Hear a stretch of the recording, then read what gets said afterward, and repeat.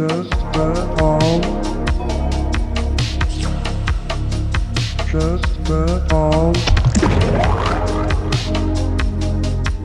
know what joke hasn't been told in the Arma community before? Stuff about war crimes. It's a completely fresh and original, funny, gut-busting take. Oh boy, there's some civilians over there. But it's a military target. Oh boy, we're gonna have to be doing some war crimes. Isn't that funny?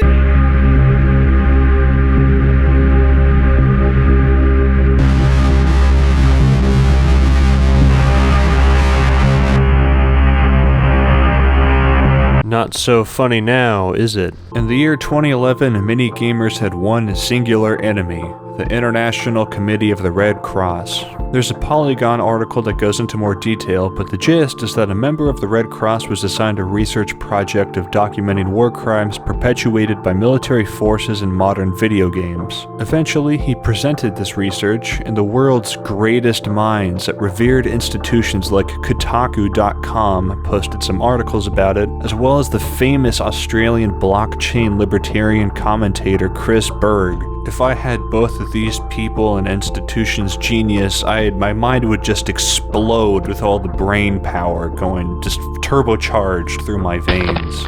Is the Red Cross dampening the free markets by suppressing creative expression? Are they meddling in our gamer affairs? Are us gamers being oppressed by the media, medical, humanitarian elites?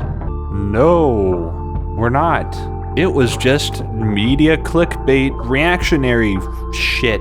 With the increased attention, the International Committee of the Red Cross sent out some messages to video game developers for a dialogue, but seeing as gamers generally think that humanitarian things are dumb and stupid, and the fact that some games like Call of Duty are being used as part of ongoing military recruitment efforts through Twitch streams and esports, there is a financial incentive to create epic war explosions as opposed to realistic depictions of armed conflict and their consequences to civilian non-combatants. One company thought otherwise though, Bohemia Interactive. They made the Arma series, in which war crimes are actually quite common throughout the official campaigns. I mean, they're taken seriously, but they're still there. In 2017, they released the Laws of War DLC for Arma 3, which is all about what happens after the combat is over, including the debris, wrecks, explosives, pain, all that sort of stuff. Try getting a collaboration with Monster Energy with those themes. I mean, I guess it was in Death Stranding, but I don't know.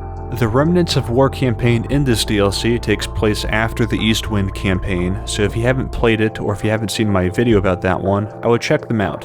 If you don't, this whole video may not do anything for you, as this expansion deals with the aftermath of that entire virtualized conflict. I'd say it's required context to understand the factional relationships, but it's whatever you want to do. It's basically like a civil war happened thing, and there were other countries meddling with like both sides. You know, it's actually kind of a complicated thing. Anyways, let's get to it. The first scene opens with a narration between two characters. One is asking questions, the other is answering the questions.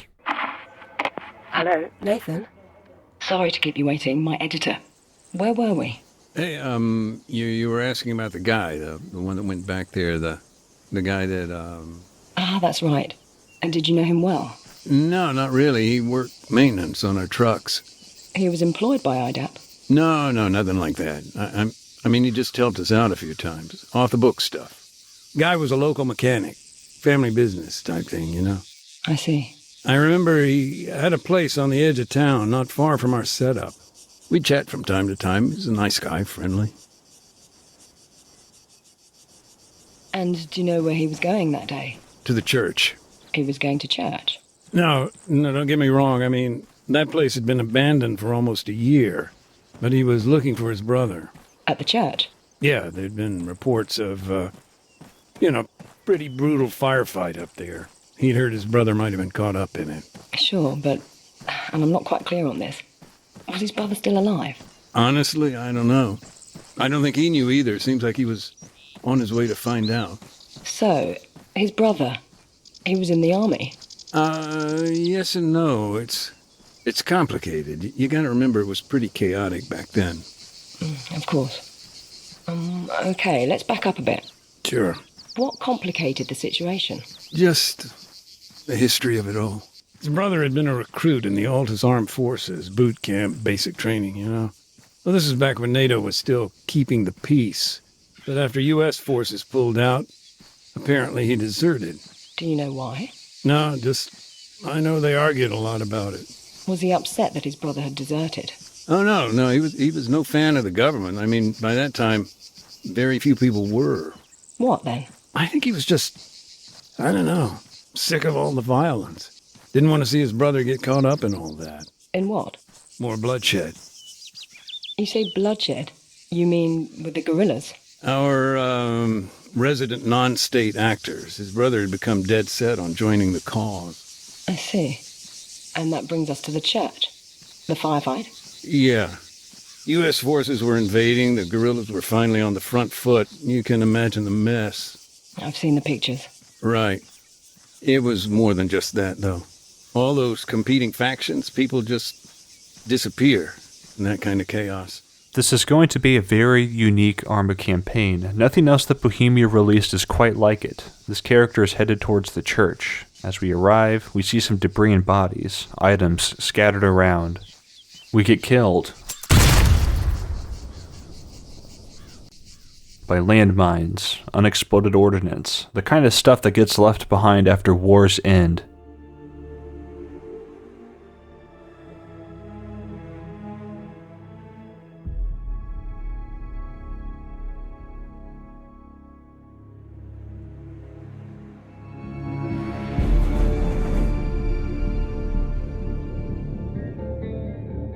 The intro fades in, and we get a voice call from Catherine Bishop, a reporter from an international news organization.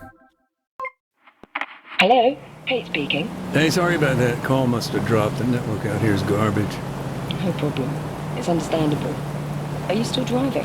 Yeah, we're not at the town yet. Hold on a sec. Andy, we almost there. We take control as Nathan McDade, a member of the humanitarian organization known as IDAP, which had personnel in the nation of Altus before the East Wind conflict and after. Our main objective is to give aid to civilians and help out with the cleanup. The first objective is to head up the road, heading to Oreokastro, but it's mined, so we need to be cautious. The war is over. The AAF government capitulated only a few days ago. It's a gloomy day, overcast, raining. It paints an image of depression. There's no returning civilian life here yet. Everything is still in the post-war fallout.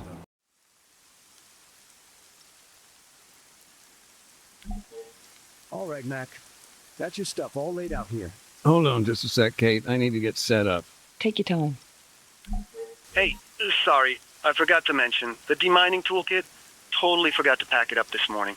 That's no big deal. We're just locating the mines for now. Just keep me posted.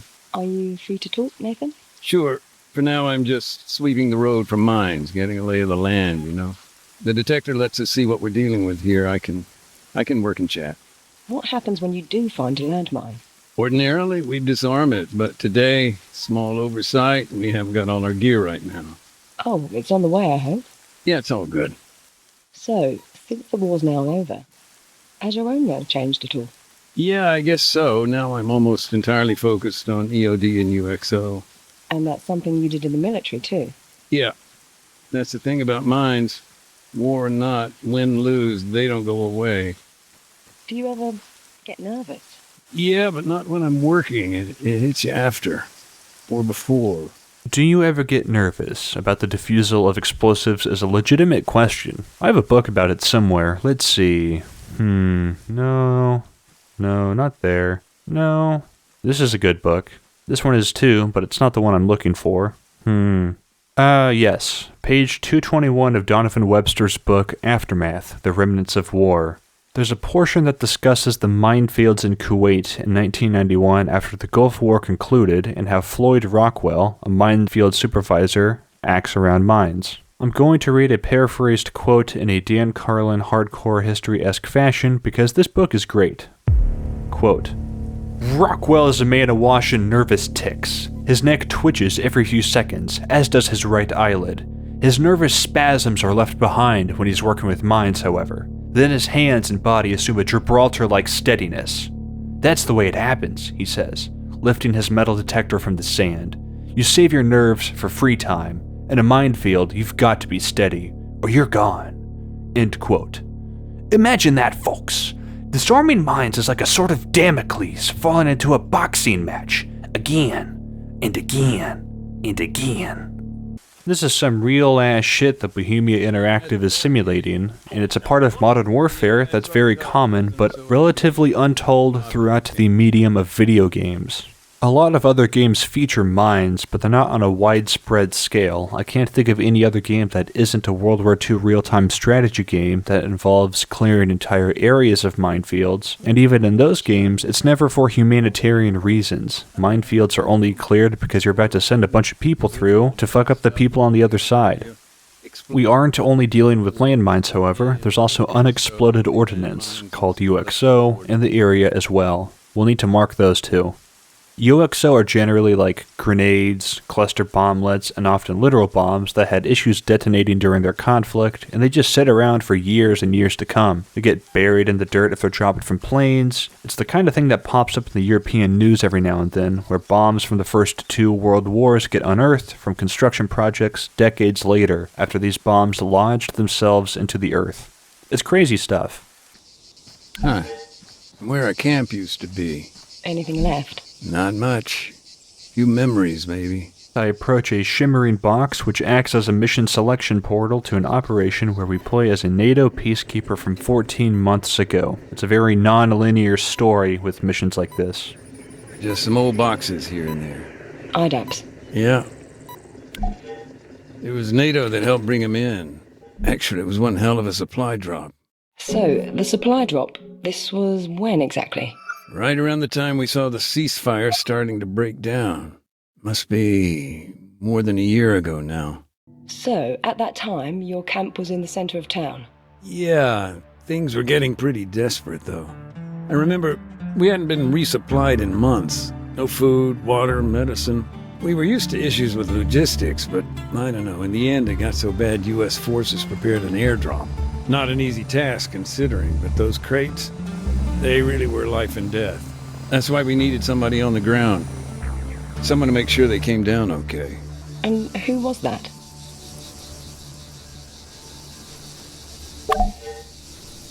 A guy named Adams, part of the NATO peacekeeping force. Close friend of mine, actually. Oh man, we're playing as Adams. If you're not a real Arma head, you might have forgotten that Adams is who we experienced the prologue and part of the first chapter of the Eastwind campaign with. Unfortunately, it seems like they didn't get the voice actor back because he doesn't say shit in this little vignette. Oh well.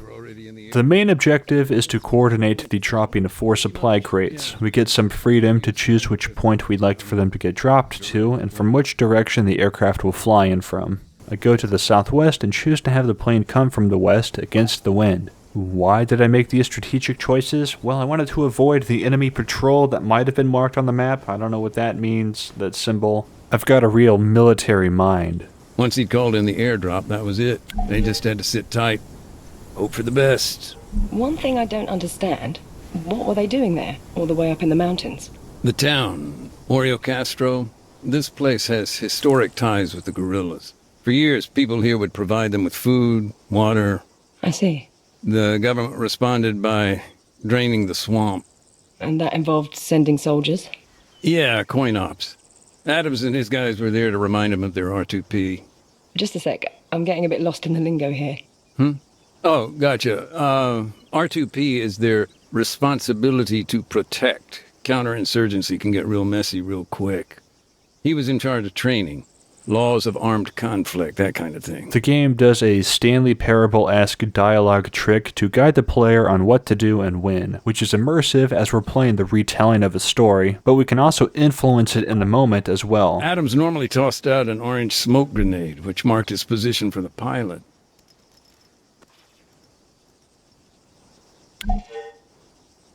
The crates eventually get dropped out of the plane, and we need to make sure that everything landed okay. So, these crates, were there a lot of them, or...? No, just 4. One contained medicine, another fresh drinking water. The rest were packed with rice or grain. Adams had to inspect each one individually. Later, we'd arrange collection. As I recall, the bottles of purified water were fine. We'd been waiting on those for weeks. The medical items, you can imagine how pleased we were to see those arrive. So they landed safely. Yeah, they were fine. Sacks of grain had come apart on impact, total mess.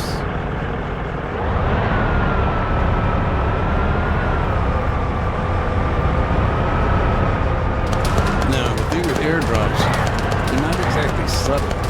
Oh man, I wasn't really expecting combat. A truck with a 50 cal machine gun on it approaches from the road. I flank around the side of the road and another vehicle arrives as well. I gotta take out that 50 first.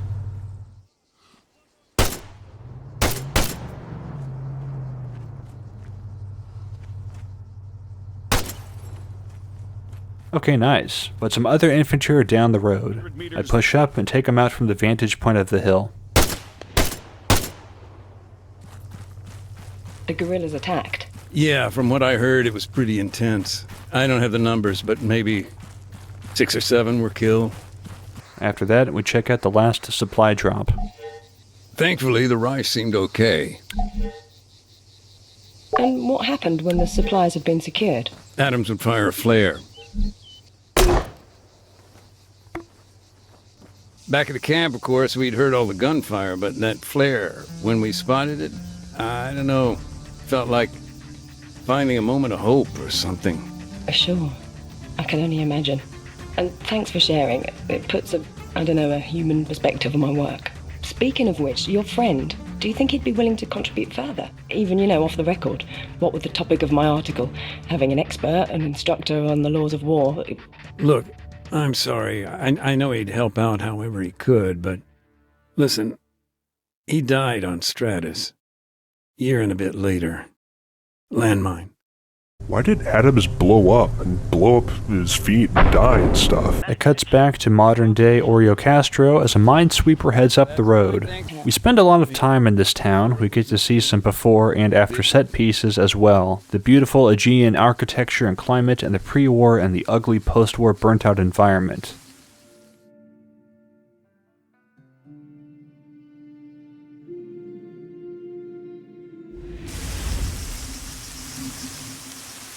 It's cool. This whole campaign adds a lot of lore to the Arma 3 universe, and the 2035 setting is actually growing on me every single time I play another one of these campaigns. Where are you now? Who, me? I'm exploring. I can hear an echo. Yeah, I'm in what used to be the mayor's place, actually. At least it was before the government forces took it over. Tell me more about Staff Sergeant Adams. You met him on a previous deployment. That must have been in Generous, right? No, actually, this was after I'd left the military. Previous deployment with IDAP, Takistan. It must have been, 15 years ago? I think. Feels like another lifetime.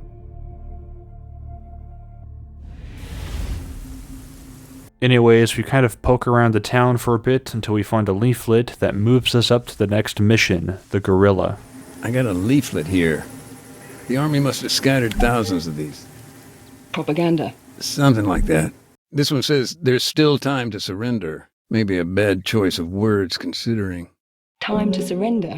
What's the context here? This was last year, September.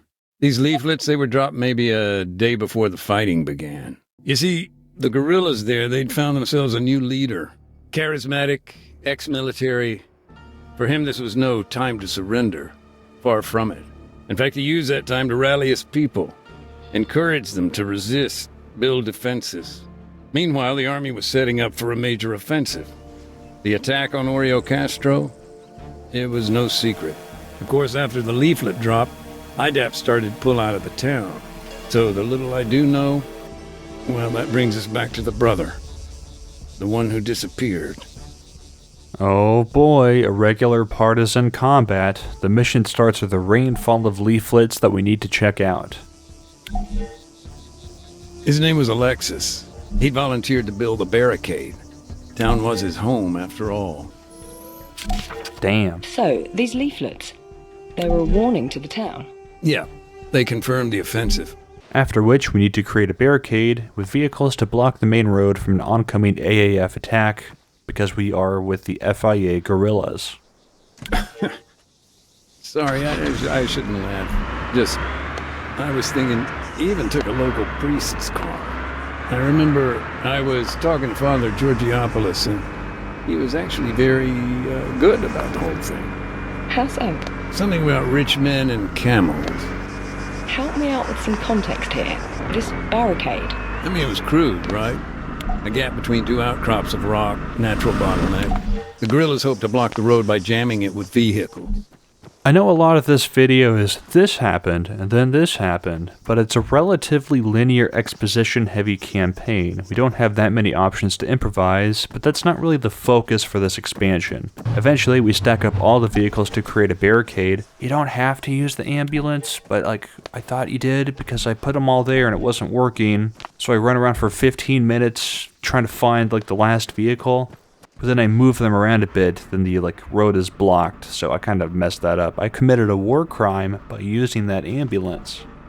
After Alexis built the barricade, what then? Did he stay inside the town? No, that's where the story gets more complicated. The barricade itself was later chained up and set on fire by someone else. I don't know quite who. Alexis, he headed west to lay mines. He put anti-personnel mines around the anti-tank ones, made clearance all that much harder.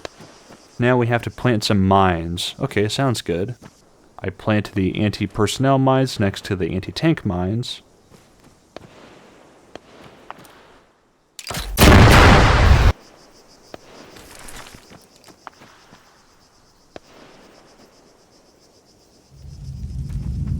Is that an earthquake?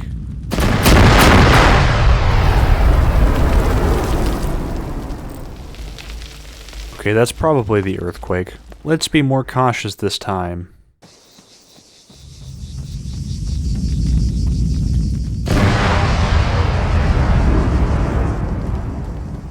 You know, thinking about it, even if we had a record of where Alexis's mines were, it may not do much good. No? I thought minefield maps were a key part of your work. Most folks don't realize, but landmines, they don't stay put. Heavy rain, landslides, keeping a map current ain't so simple. And with all the earthquakes in this region, there's little chance they'd all be in the same place. Where did Alexis go next? He took a quad bike up to the castle behind the town. After that, we're good to go to the next objective, which is regrouping at a castle, which turns out to be a fucked up thing to do, to use a cultural heritage site for military purposes. My brain is swelling with war crime knowledge. The castle? Why? He was needed at the guerrillas' base camp.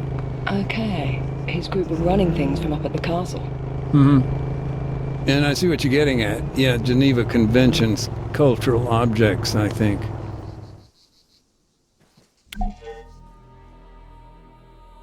Do you feel these preparations made a difference? In the short term, I do, yeah.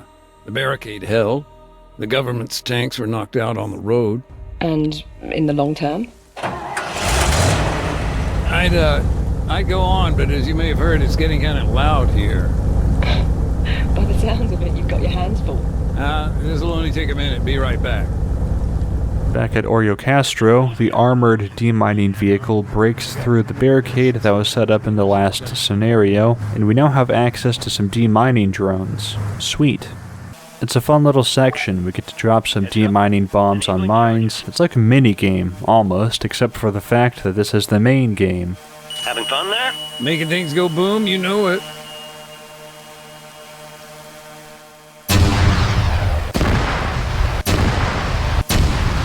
How's it going? Getting there. After we finish that, we hear an explosion on the other side of town. What the fuck was that? Relax.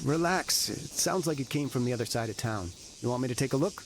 No, stay put, I'll go. Upon reaching the site, it looks like some unexploded ordnance went off. Nearby is a laser designator, which takes us into another side mission. Hello. How'd you get here? Another find? Mm-hmm. Laser designator. Kind of thing special forces would use to call in an airstrike. Oh, interesting. Actually, the airstrike on the town, the details of that are fuzzy. Do you happen to remember it well? The airstrike, I mean. Yeah. October 13th. Cluster bomb. Town was shook up pretty bad. The army just wasn't able to capture the place. And Colonel Arcanteros, he did not tolerate failure. So he asked foreign powers to intervene. Come in, break the guerrillas' resolve. Right. And the evidence in the commission report, doesn't it point to CSAT? Yeah. But truth can be the first casualty of war. Sure, but didn't somebody witness them in action? From a distance, yeah. Though he wasn't exactly what you'd call reliable. Guy was a goat herd. Barely spoke any English. That was not in the report I read. It never is. Still, he did say they came down by parachute, and that at least was corroborated by multiple sources. CSAT were allegedly responsible for the cluster bombing of Oreokastro, and in this scenario we are playing as the Special Ops Forces responsible for coordinating the strike. The AAF are wanting to take the town as fast as possible, and the FIA resistance is fierce. First, we need to take this castle. It's a good vantage point. Let's get back to CSAT. What were they doing there, on Altis, at this time? They were an embedded training team, ETT. Officially, they were just there to oversee counterinsurgency operations. And unofficially? Anyone's guess. A lot of different rumors. Black sites, car bombs, false flags. سربازها به میل خودتون شلیک کنین.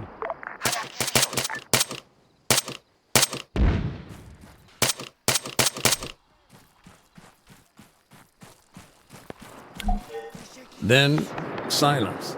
If we're to believe the goat herd, they then set up a position on the battlements. Moved to a vantage point on the castle's outer wall. Now that we have the castle, we need to coordinate the airstrike itself.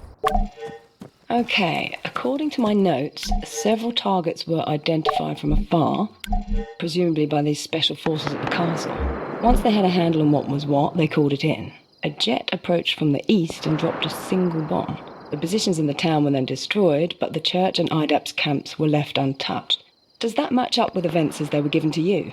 Yeah, though to manage a guided strike like that, they must have had thermal imaging. Barricade was damaged, but it held together.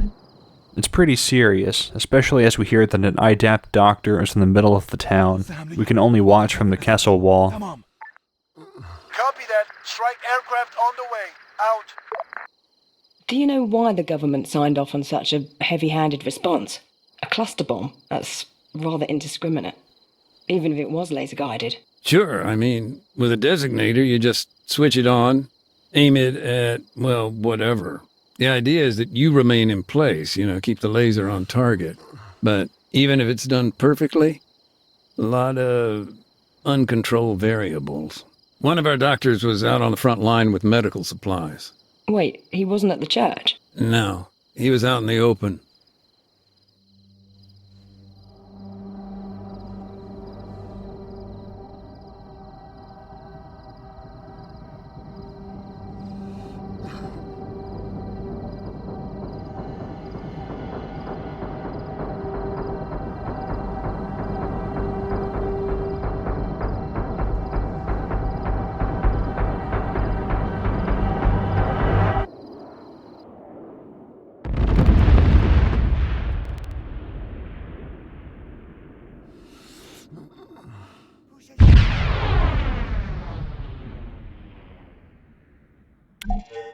By all accounts, the town just seemed to explode.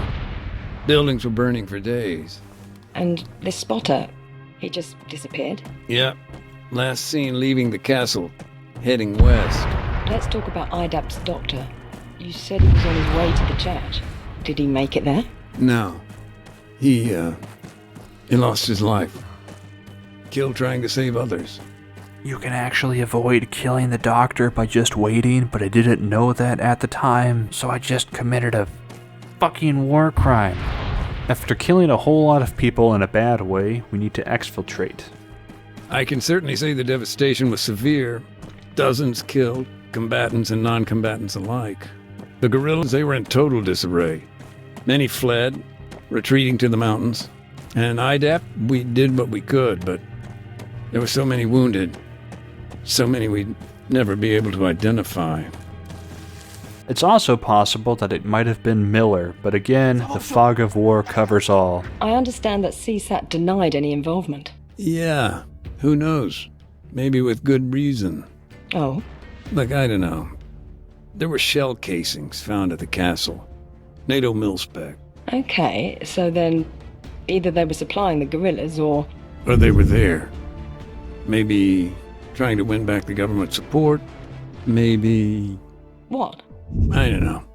I wouldn't be surprised though, Miller can eat shit. I guess the reason for him to do it would be to further strike up the conflict, make them more mad at each other, so while doing that you can do your undercover shit. If you don't know who Miller is, you gotta watch the first video. Back at Oreokastro, the disarming tools arrive so we get to disarm some explosives. There's no minigame or anything like that. All you gotta do is use the activate button when approaching the mine, and that does it. Gotcha. It's interesting that we're now cleaning up the stuff that was described in the last mission, cluster bomblets. It's very cause and effect based. You know, they drop the bomb, we clean up the bomb. These aren't just things that were tossed randomly in a mission editor. You called in the airstrike previously that dropped the bomb that made this giant mess. You put the ambulance in front of the road, which led to a war crime. You see the reasons why these decisions were made at the time. Anyways, we eventually find the next side mission.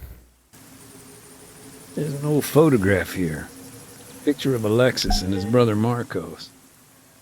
The civilian killed at the church. The landmine, right? Yeah. In this one, we play as one of the brothers that was previously mentioned. Tell me more about Marcos. Poor guy. He always seemed to be in the wrong place at the wrong time. He'd made it through the airstrike, but only to get caught up in the assault that followed right after. There were still guerrillas in the town, even after the strike. But Oreokastro, it wasn't just a town. It had become a symbol of the resistance. It was important for both sides, and government forces were making their final push. Alexis had made it out, but his brother? Like I say, Marcos was always shit out of luck. The guy had been waiting at his brother's place. He is a wounded civilian in the battlefield of Oreokastro. We have a choice to either take up arms or maintain our neutrality. Hey. Do you think he went there to talk his brother into leaving, or to join the cause?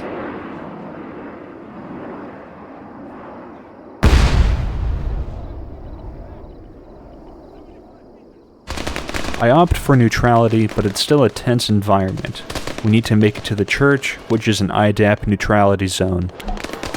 Marcus was there to talk his brother down.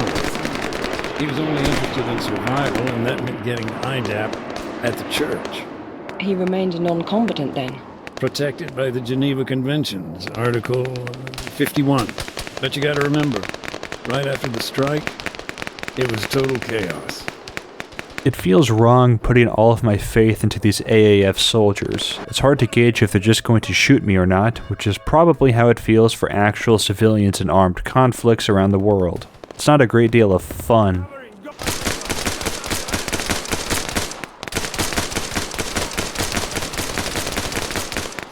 As we approach the church, an organ cover of the Arma theme starts. It's a nice little moment. It represents a glimpse of hope in a fucked up war zone.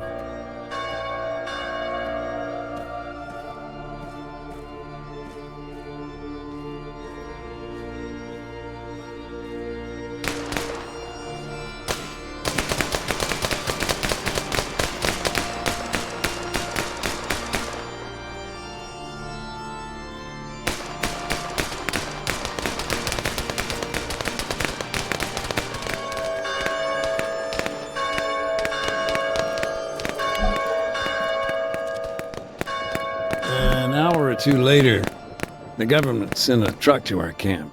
The soldiers searched the civilians for hidden weapons. But they didn't find any. No, and we'd already checked. It's vital our camps are weapon-free spaces, safe havens. And Marcus, he must have made it through then. Yeah, just about. We talked a few times after. I don't know, he seemed different. I can imagine why. And what did he do after? Hard to tell, but like I said, he kept looking for his brother. Of course. And Marcus, his body, It's still there, in the churchyard? Yeah.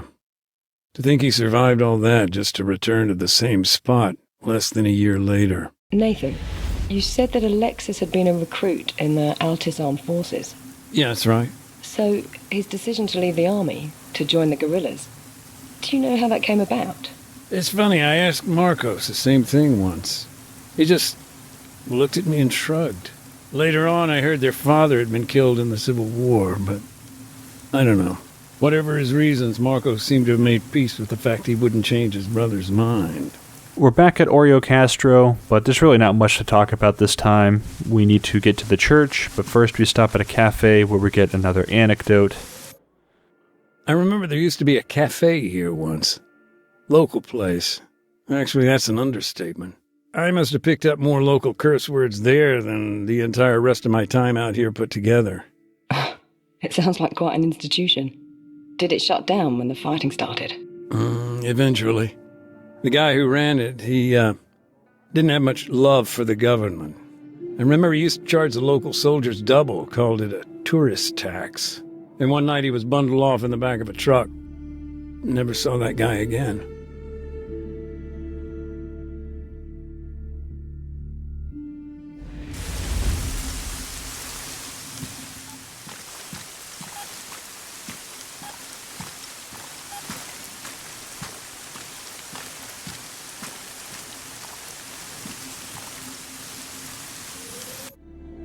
The church, where the mines are, it's sealed off now. By IDAP? No, NATO. They lost some guys there in the firefight. One of their EODs is helping clear the place. But, he's not exactly moving quickly.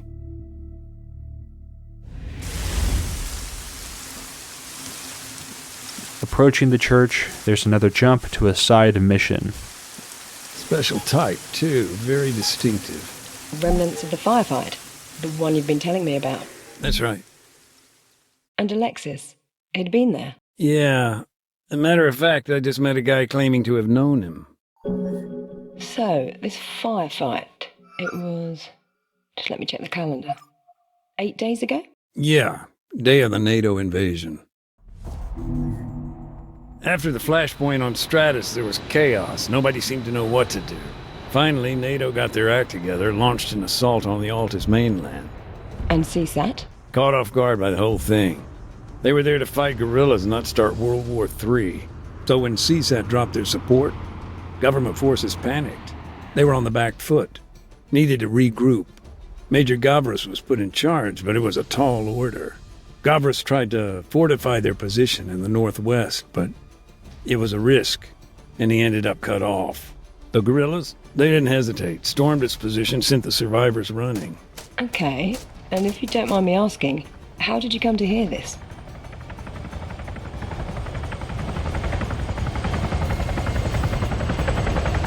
Costas Dimitriou, a lieutenant, and the major's adjutant. Along with Gavras, the two of them were trying to make it to a helipack.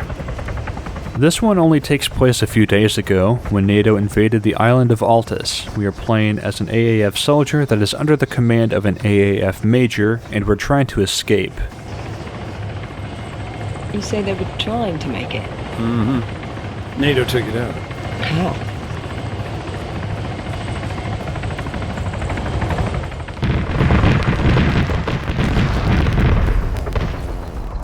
It's not going to be a walk in the park. 400 meters west. Tank buster. At that point, they had air supremacy. Caught it on the hop. Did they have another plan? Not exactly, but they decided to make a stand at the church. In the course of the firefight, the major used a mine dispenser. You can think of it like a portable minefield. We place mines surrounding the church to assist in our defense of the position, as it's only me and the other guy. This thing throws 14 mines as much as 50 feet, spread out across a wide arc of fire in front of it. And they're designed to maim, rather than kill. Yeah, but don't get me wrong. They can still be lethal. The major ordered Costas to place mines too. Alexis, alongside a bunch of guerrillas, they were approaching from the north. At the same time, a NATO squad was moving in on their position. They'd been outnumbered 10-1. Like it or not, these mines represented their best, maybe only way of making it out. It's still a tough fight though, as NATO and the FIA soldiers approach.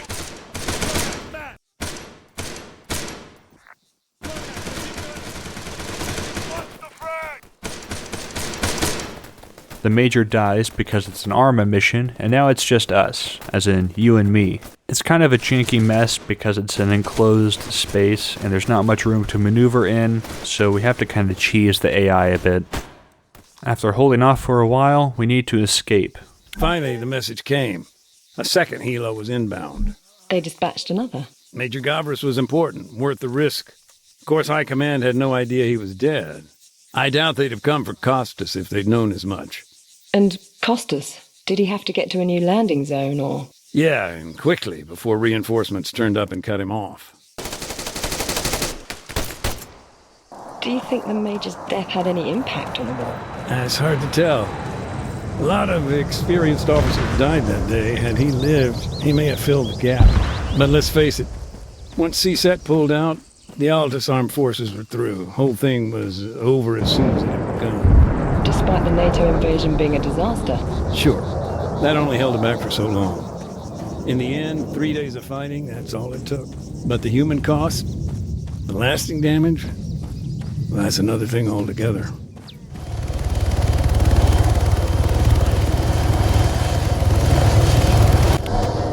And Costas, how did your paths cross? I'm still a little unclear. Oh, Lieutenant Dimitriou. He came to IDAP, to our camp. The AAF provided us with information on the mines. Guy was a wreck, but his training had kicked in. He documented the minefields. Well, as best he could. But for Marcos, it was already too late. He'd already found one. Poor bastard. Did Costas explain what happened to the others? Those wounded by the mines in the firefight? No, he got out of there pretty quick from the sounds of it. Andy, though, my colleague here, he reckons some of them were rescued by a NATO response team. Okay. You've mentioned Alexis was with the guerrillas. Do you know what became of him? No, his fate's unknown, but I can only imagine he's dead, buried somewhere. Some unmarked grave, like so many others. While I escaped the battlefield in one piece, the mines that the Major and I placed are still there. We never cleaned those up.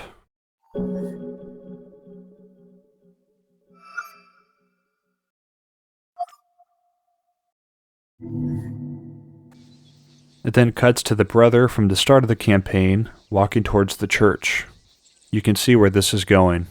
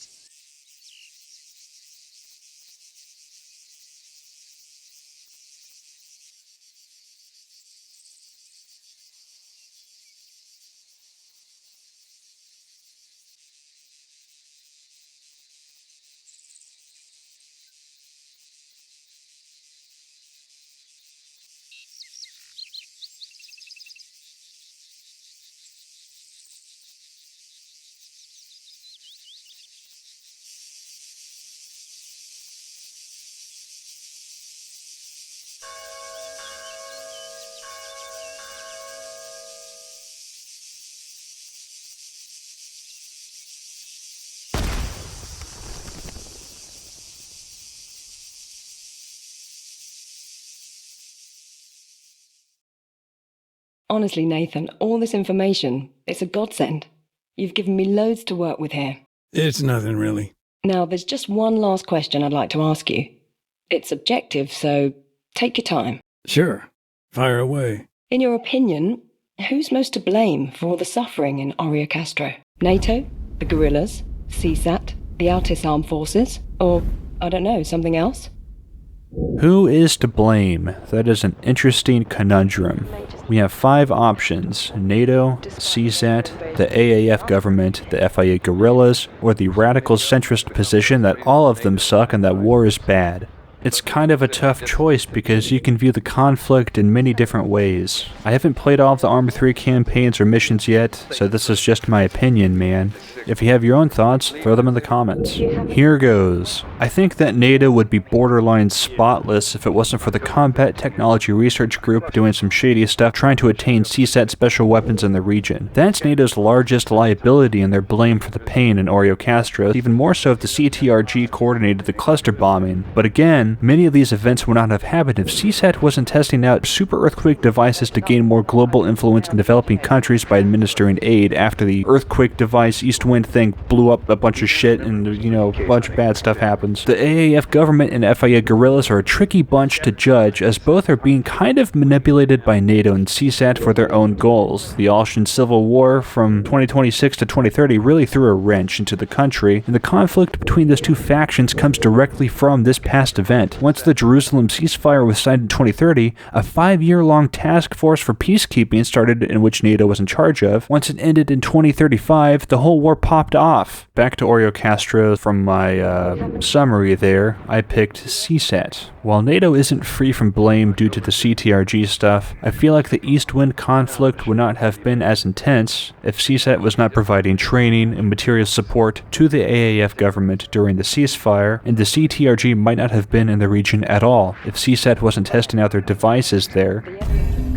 I'd have to say CSAT. I mean, before they stepped in, pushed NATO out, there was a ceasefire in place, albeit a delicate one, And that cluster strike took the whole thing to the brink.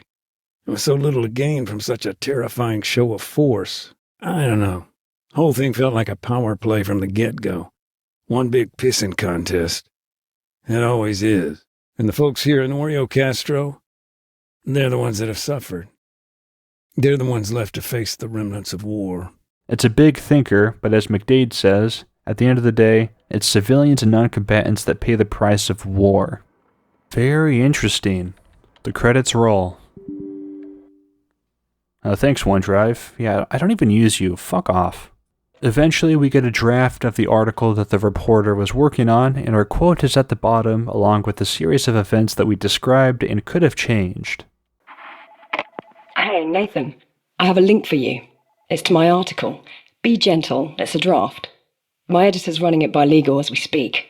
After reading some more about the DLC, it turns out that there's a lot more control over playing in a humanitarian way than I originally thought. I kind of mentioned this already in the past. It's an organic campaign, and while the ending is mostly the same no matter what, the branching paths and the choices that the player makes do actually make a difference, and you have to own those choices. It's not done yet, though. There's still some mines to defuse. Oh, right, yeah, the mines. I've still got work to do here. Of course. Okay, well, thanks again for everything. Should I let you get on, or...? I don't mind talking. Maybe I can tell you a bit more about the town.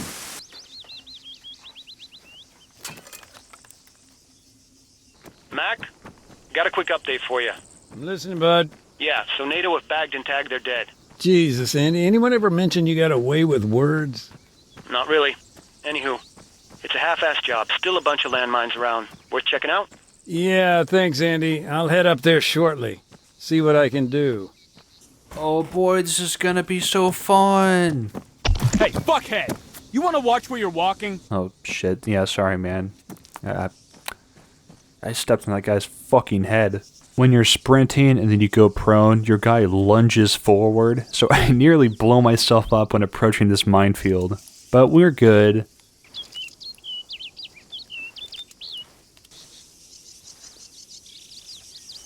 After all of the mines are defused, we head out.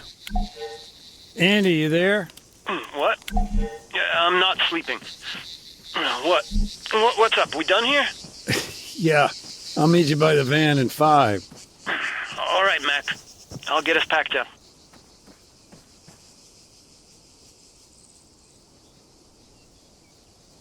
Hey, it's me. Hello. Did I hear correctly? You're on the move? Yeah, next job. Some truck hit an AT mine yesterday. Little ways out from here, I said we'd check up on it. Okay. I'll not keep you.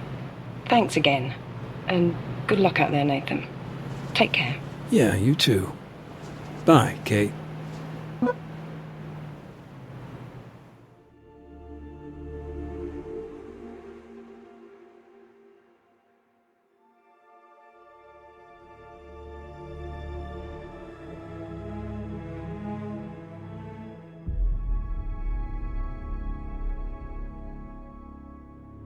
We get a reduced count on the mines on Altus. We only got a minuscule percentage of all the remaining mines. Our work is not finished as the campaign ends.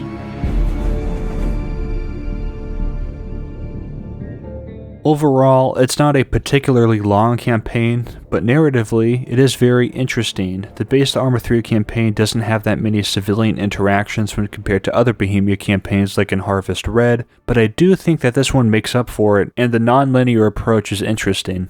But yeah, that's about it. I know it's a bit of a shorter one, but stay tuned. We're going to play some more shit. Yeah, we'll figure something out. I don't know what the next video is going to be, but stay tuned, subscribe, hit all the buttons, and I will see you next time. Okay, bye-bye.